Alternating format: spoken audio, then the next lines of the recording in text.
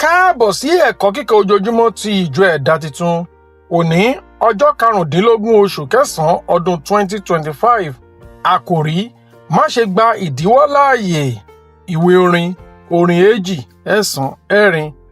Abalẹ̀ ní ìgbàgbọ́ ààyè. Ẹ̀kọ́ àkọ́sórí: Bère, a ó sì fi fún yín; wá kiri, ẹ̀yin ó sì rí; kànkun, a ó sì ṣí sílẹ̀ fún yín. Ìwé MATIU orí 7:7. Bíbélì kíkà: ìwé MAKU orí 2:1-12. Nígbà tí ó sì tún wọ Kapernaumu lọ lẹ́yìn ijọ́ mélòó kan, òkìkí kan yíká pé ó wà nínú ilé. Lojukanna ọ̀pọ̀ ènìyàn sì pejọ tobẹ tí ààyè kò sí fún wọn mọ́, kò sí títí dẹnu ọ̀nà. Ó sì wàásù ọ̀rọ̀ náà fún wọn. Wọ́n sì wá sọ́dọ̀ rẹ̀. Wọ́n gbé ẹnìkan tó lé ẹ̀gbà tọ̀ wá, ẹni tí mẹ́rin gbé. Nígbà tí wọn kò sì lè súnmọ́ nítorí ọ̀pọ̀ ènìyàn, wọ́n sì ṣí òrùlé níbi tí ó gbé wà. Nígbà tí wọ́n sì dá a lu tán, wọ́n sọ àkéte náà kalẹ̀ lórí èyí tí ẹlẹ́gbà náà dùbúlẹ̀. Nígbà tí Jésù rí ìgbàgbọ́ wọn, ó wí fún ẹlẹ́gbà náà pé, "Ọmọ, a dárí ẹ̀ṣẹ̀ rẹ jì ọ́." Ṣùgbọ́n àwọn kan nínú àwọn akọ̀wé wá tí wọ́n ń jókòó níbẹ̀, wọ́n sì ń gbèrò lé ọkàn wípé, èéṣe tí ọkùnrin yìí fi sọ̀rọ̀ báyìí? Ó ń sọ̀rọ̀ òdì. Ta ló lè dárí ẹ̀ṣẹ̀ jì ni bí kò ṣe ẹnìkan, àní Ọlọ́run? Lojukanna, bí Jésù ti wòye lé ọkàn rẹ̀ pé wọ́n ń gbèrò bẹ́ẹ̀ nínú ara wọn, ó wí fún wọn pé, èéṣe tí ẹ̀yin fi ń rò nǹkan wọ̀nyí nínú ọkàn yín? Èwo ni ó yá jù, láti wí fún ẹlẹ́gbà náà pé, a dárí ẹ̀ṣẹ̀ rẹ jì ọ́, tàbí láti wí pé, dìde, sì gbé àkéte rẹ kí o sì máa rìn? Ṣùgbọ́n kí ẹ lè mọ̀ pé ọmọ ènìyàn lé agbára lé ayé láti dárí ẹ̀ṣẹ̀ jì ni, ó wí fún ẹlẹ́gbà náà pé, mo wí fún ọ, dìde, gbé àkéte rẹ kí o sì máa lọ ilé rẹ. Ó sì dìde Lojukanna, ó sì gbé àkéte náà, ó sì jáde lọ ní ojú gbogbo wọn, tó bẹ́ẹ̀ tí ẹnu fi ya gbogbo wọn.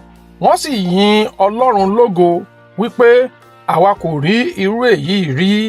Ẹ̀kọ́: nígbà tí àwọn ọ̀rẹ́ ọkùnrin alárùn ẹ̀gbà gbé wá sọ́dọ̀ Jésù, ilé náà kún tó bẹ́ẹ̀ tí wọn kò rí ọ̀nà gbé dé ọ̀dọ̀ Jésù.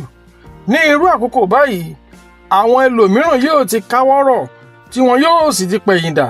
Ṣùgbọ́n kàkà kí wọ́n padà sẹ́yìn, wọ́n gun orí òrùlé, wọ́n sì sọ̀ ọ́ kalẹ̀ níwájú Jésù. A lè rí bí ìgbàgbọ́ ṣe ń wá ọ̀nà fún ara rẹ̀ nínú gbogbo ìṣẹ̀lẹ̀. Kọ́kọ́rọ́ kan pàtàkì nínú ẹ̀kọ́ yìí ni wípé títẹ̀lé Jésù lè máa fi gbogbo ìgbà rọrùn. Ọ̀pọ̀ èrò, iyèméjì, àṣà ìdílé àti àwọn ènìyàn tí wọ́n súnmọ́ wa nígbà mìíràn lè jẹ́ ìdíwọ́ fún wa. Bí ó tilẹ̀ jẹ́ wípé àwọn ìdíwọ́ wọ̀nyí wáyé kí a lè dán òtítọ́ ìlépa wa wò ni, kò gbọdọ̀ dá ìlépa Kristẹni wa dúró. Ní ìkẹyìn, ìpinnu àti ìlépa wa ni Ọlọ́run yóò wò, kì í ṣe àwọn àwáwí wa.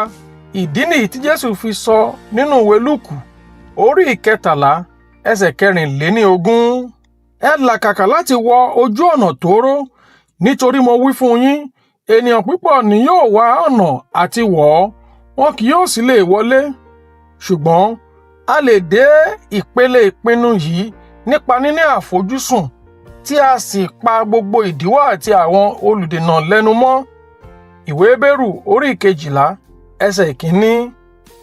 Síwájú sí i, nígbà mìíràn àwọn ìpèníjà ayé máa ń jẹ́ kí a ṣe àwárí àwọn àìní kan nínú ayé àti ọkàn wa nípasẹ̀ èyí tí yóò sọ wá di alágbára àti akọni nínú ìgbàgbọ́ nípa tààrà àti nípa ti ẹ̀mí. Ọkùnrin tó wà nínú ẹ̀kọ́ kíkà wa lónìí wá fún ìwòsàn, ṣùgbọ́n Jésù kọ́kọ́ fún ní ìdáríjì ṣáájú. Nígbà mìíràn, Ọlọ́run máa ń lo àwọn ìlàkọjá wa láti fà wá súnmọ́ ọ̀dọ̀ rẹ̀. Nínú bíborí ìdíwọ́, kì í ṣe wípé a ó rí ọ̀nà àbáyọ nìkan, a tún máa ń rí Kristi olùgbàlà nítòsí wa. Ẹ̀kọ́ àmúrelé: ìgbàgbọ́ kì í ṣe láti gba ọ̀rọ̀ Ọlọ́run gbọ́ nìkan, ó jẹ́ fífi sójú ìṣe ní ìlànà pẹ̀lú ọ̀rọ̀ Ọlọ́run. Àdúrà: Olúwa fún mi ní ìgbàgbọ́ tí ó lè borí ìdènà. Kọ́ mi láti tẹ̀síwájú nínú àdúrà tí yóò mú mi borí ìdíwọ́. Jẹ́ kí ìlépa mi ru àwọn onígbàgbọ́ sókè fún ògo rẹ ní orúkọ Jésù. Àmín. Títí di ọ̀la, ó dàbọ̀.